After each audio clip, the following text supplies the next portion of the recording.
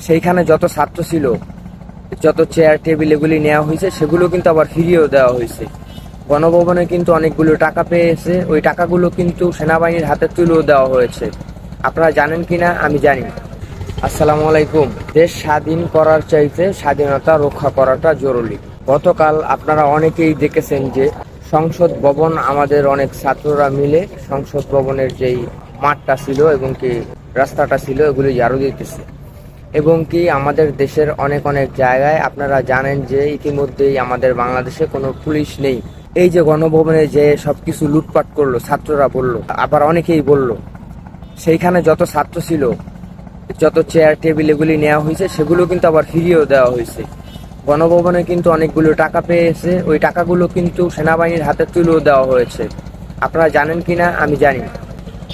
এখন আমাদের যেই ছাত্রদের সাথে যে ছাত্রীরা ছিল